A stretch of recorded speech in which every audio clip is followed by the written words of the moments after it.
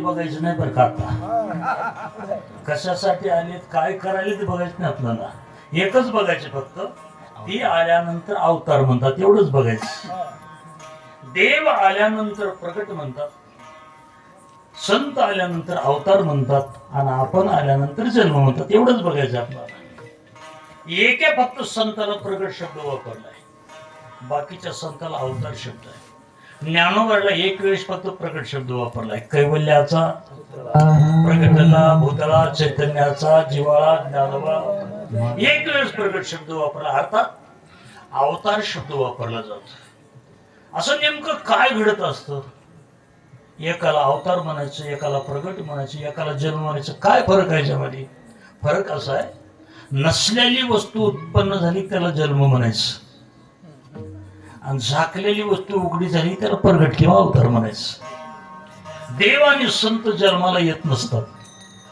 देव आणि संत प्रगट किंवा अवतारला येत असतात खाली येत असतात आपण पूर्वी नव्हतो आपण आलोच जन्म शब्द आहे म्हणून दोन्हीला अत्यंत महत्व आहे एक देव आणि दुसरं संत देव आल्यानंतर आपल्या वारकरी संप्रदायाचा उत्सव होत असतो रामप्रभू आले की उत्सव भगवान श्रीकृष्ण आले की उत्सव वामन आले की उत्सव शंकर आले की उत्सव पर्व काळ सांगितलं आपल्या भागवत धर्मात येणंही त्यांच्यासाठी आपण उत्सव करत असतो साधू महात्मे गेल्यानंतर उत्सव करत असतो ज्ञानोबाऱ्याचा आता चालू म्हणलं तर समाधी उत्सव पार पडलाय आणि आपल्या सत्यामध्ये समाधी उत्सव अनायासे का होईना पण आला असावा नेमकं मुख्य कारण काय भगवंताचं मूर्ती प्राण प्रतिष्ठा वर्धापन दिन मूर्ती प्राण प्रतिष्ठा 5 वर्ष झाले देव येत असताना काही ठिकाणी देव प्रगट होऊन येत असतो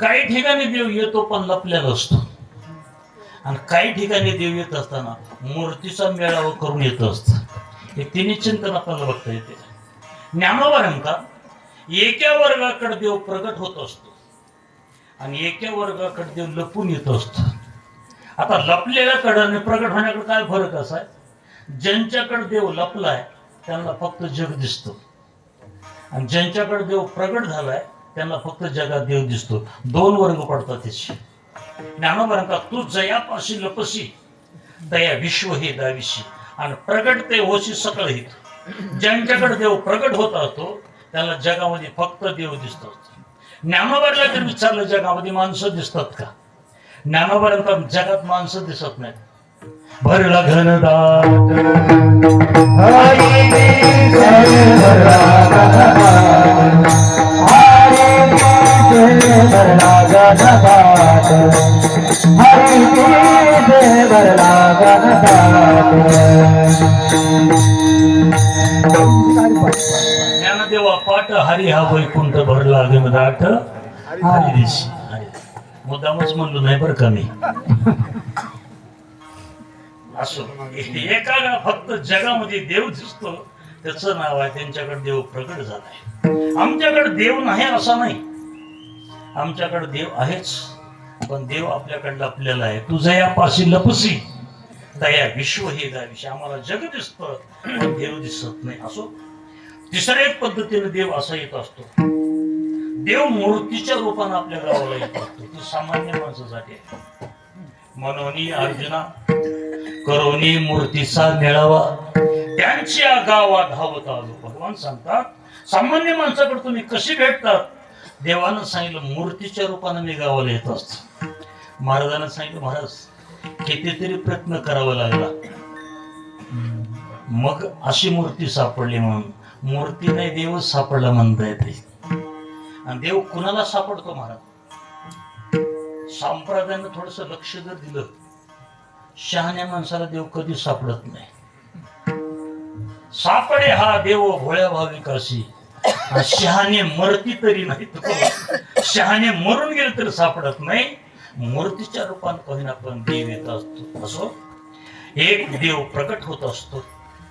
संत अवतार घेत असतात. आपण जन्माला येत असतो. दोन्हीला उत्सव का करायचे त्याचं कारण असं आहे. येण्याचं प्रयोजन वेगळं असतं. देव काय येतो जगामध्ये. देव येण्याचं कारण आहे जगाला जगवण्यासाठी येतो. देव पोषितो जगाशी एकना. संत काय येतात जगामध्ये. संत जगाला जगवण्यासाठी येत नाहीत, जागवण्यासाठी येतात. जागवण्यासाठी मज निरंतर